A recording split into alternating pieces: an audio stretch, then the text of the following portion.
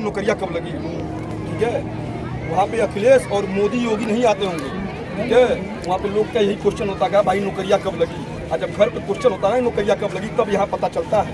ये लोग अभी जब बोल रहे थे कि जय योगी तय योगी, हमारे घर पे 10 रुपये घटेगा, योगी अखिलेश नहीं आएंगे देने, हमारा पड़ोसी देगा, ठीक है। कौन बोल रहा था? नारा लगा से पूछ के क्या पूछिए, कौन बोल रहा था? क्या नाम है आपका? 24 के साथ कोई बात नहीं करेगा इस मुद्दे पे, कोई बात करके दिखाए, कोई बात करके दिखाए। जय योगी तय योगी लोग कर रहे थे, बात करके दिखाए हमको। मोदी जी के साथ और आप इसके साथ आगे नहीं, अभी सोचे नहीं है,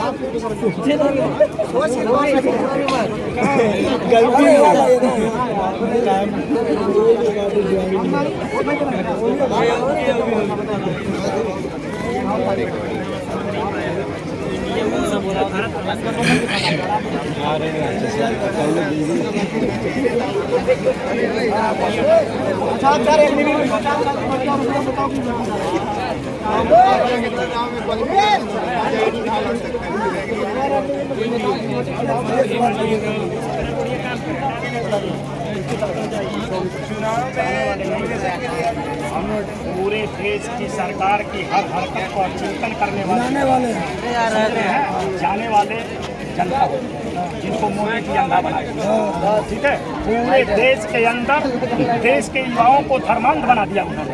किसी विद्वान ने कहा है कि राजनीति को धर्म से और धर्म को राजनीति से अलग रखो। यदि ये दोनों एक में मिल जाएं तो बारूद बन जाते हैं और फिर आग लगाने के लिए छोटी सी छोटी बात बहुत काफी होती है। जी, बारूद की खेती जो मोदी ने किया, देश के अंदर बारूद का बीज तैयार किया और नफरत की खेती की, वो आज मणिपुर में फसल तैयार होकर के चल रही है, हरियाणा चल रहा है। पूरे भारत के अंदर जितनी बड़ी नफरत इन्होंने हिंदू मुस्लिम मंदिर मस्जिद गिरजाघर गुरुद्वारा हिजाब झटका पटका, ये कोई मुद्दा है क्या देश के प्रधानमंत्री के लिए? मुद्दा है गलवान घाटी में चीन घुसा है, एक बार नहीं बोल रहे हैं। क्या बोला था? आंख में आंख डालकर बात करूंगा और आंख मिलाने तक की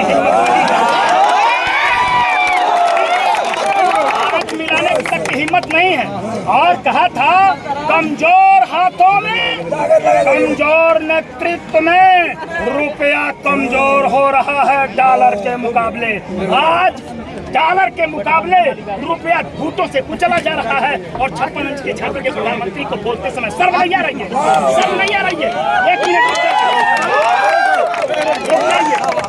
शुरू का भाषण आप याद करिए, आज मीडिया के लोग हैं 2014 के पहले ले चलते हैं। मोदी अपने भाषण को सुन ले तो स्वयं इस्तीफा दे के देश की लोकसभा से बाहर हो जाएंगे प्रधानमंत्री जी। वो अपने भाषण को सुन लें, फिर से रिपीट कर लें और ना रिपीट कर पाए तो आप लोग तो भुलवाने में लगे होंगे, आप लोग तो भुलवाने में लगे हैं, हमें याद दिलाते हैं।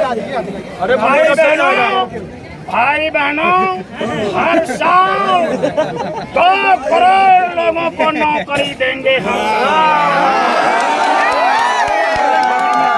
सुनिए, और एक वर्ष में यह आदमी 4 करोड़ लोगों को बेरोजगार बना करके रखा है।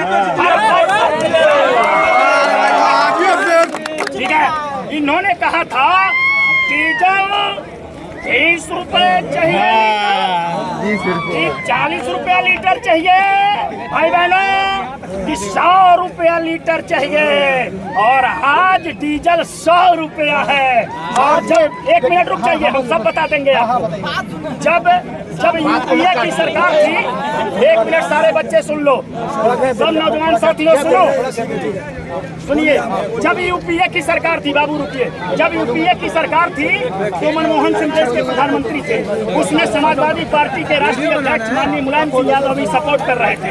अब आपको बताता हूँ, वो सरकार 100 नौजवानों रुको, $120 प्रति बैरल के रेट से तेल की खरीदारी करती थी और देश के अंदर 57 रुपए से लेकर 67 रुपए पर बेचती थी। गौर करिएगा, रुक जाइए, सामान्य रेट बता रहा हूँ।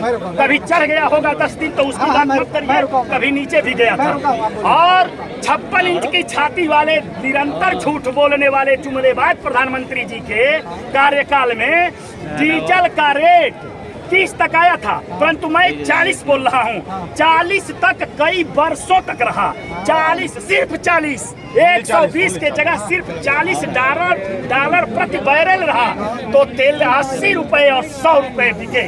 ये देखिए ना, ये देखिए झूठ और बेईमानी। 1 मिनट रुक जाइए और रुकिए। और आज की तारीख में 80 डॉलर प्रति बैरल के रेट से, नौजवान साथियों, 80 डॉलर प्रति बैरल के रेट से तेल की खरीदारी हो रही है विश्व से, ठीक है। और 100 से ऊपर डीजल और पेट्रोल बेचा जा रहा है। डीजल और पेट्रोल के महंगा हो जाने के कारण हमारे जितने ये ट्रांसपोर्टर हैं अपनी ढुलाई भाड़ा महंगा कर दिए, जिसका परिणाम है कि आज गरीब आदमी के मुंह से नमक रोटी भी छूटने जा रही है। ये 56 इंच की छाती, 1 मिनट बोलिए नहीं। और महंगाई चरम सीमा पर चली गई, नौजवान बेरोजगार होता जा रहा है।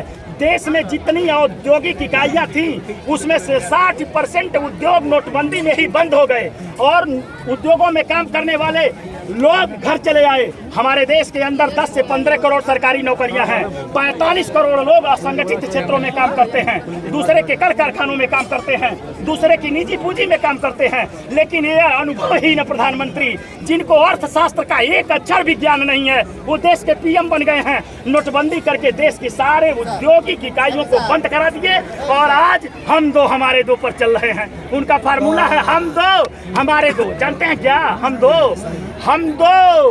दो माने अमित शाह और मोदी, 2 गुजराती। हम 2 गुजराती, हमारे 2 गुजराती, अडानी और अंबानी। हम 2 हमारे 2, पूरे देश के सारे संस्थान इन दोनों के हाथों बेच दिया। इन दोनों के हाथों बेच दिया। रेलवे बिक गया, रोडवेज बिक गया, शिक्षा विभाग बिक गया, चिकित्सा विभाग बिक गया, BSNL बिक गया, LIC बिक गया, हवाई अड्डा बिक गया, शिप कारपोरेशन बिक गया। रुक जाइए।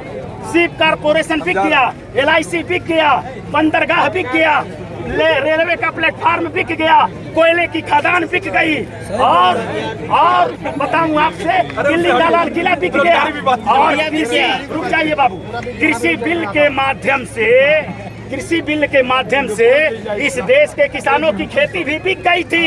और आप देखे होंगे मीडिया के लोग साथियों, निष्पक्षता बरतें अगर आप, तो इस आदमी का नाम नहीं लेना चाहिए कि ये दोबारा सत्ता में आएंगे। मीडिया को ही क्रांति, रुक जाइए 1 मिनट, मीडिया को ही क्रांति करनी चाहिए। 1 मिनट नहीं, मीडिया बहुत बड़ी लोकतंत्र का चौथा स्तंभ है। आप लोकतंत्र का चौथा स्तंभ है। आप निष्पक्ष नहीं रहेंगे, आप पक्षकार हो जाएंगे, आप एक व्यक्ति की दलाली करने लगेंगे। मीडिया के गोदी मीडिया की बात कर रहा हूँ भाई साहब, आप पूरा मत मानिएगा, आपको नहीं कह रहा हूँ। तो जो 4 लाख किसान दिल्ली में बैठे थे और 11 महीने तक बैठे, 750 किसान वहीं मर गए और वो आए तो थे लेकिन लौट के नहीं गए। पड़ोसी गया परंतु पड़ोसी नहीं गया, पड़ोसी गया पड़ोसी नहीं गया। क्या गुजरी होगी उन लोगों के घरों में जो किसान दिल्ली में मर गया और उसका ब्रह्मभोज हो गया। उसके बाद भी ये प्रधानमंत्री जी, भाई और बहनों, गरीबों और किसानों, वहाँ दिल्ली के संसद भवन से 400 मीटर पर देश का किसान मर रहा था, धरने पर बैठा था। और इन्हें पूरी दुनिया हमारे पैसे से घूमने की क्षमता है और घूमने की फुर्सत है। ये फ्रांस जाएंगे, ऑस्ट्रेलिया जाएंगे, अमेरिका जाएंगे, दुनिया के हर कोने में हमारे जहाज से, हमारे कमाई की जहाज से, उस जहाज में जो तेल जलता है वो देश के गरीबों के खून और पसीने की कमाई जलती है। आप सारे विश्व का भ्रमण कर रहे थे और अपने कुर्सी से 400 मीटर की दूरी पर देश का किसान बैठा हुआ था, वहां जाने की फुर्सत आपको नहीं मिली। ये सरकार गरीब विरोधी है, किसान विरोधी है, नौजवान विरोधी है, छात्र विरोधी है, किसान विरोधी है, गरीब विरोधी है। और सब बिक गया आपके अनुसार। रेलवे बिक गया। आपने जो कहा, आपको क्या लगा? क्योंकि हम जनता से पूछेंगे, हम जनता से पूछेंगे। ठीक है, आपने अपनी बात रखी, हमने रखी, अब पूछिए भैया क्या बताए नौजवानों कितनी भर्ती हो रही है, बता दीजिए। आप बताइए भैया।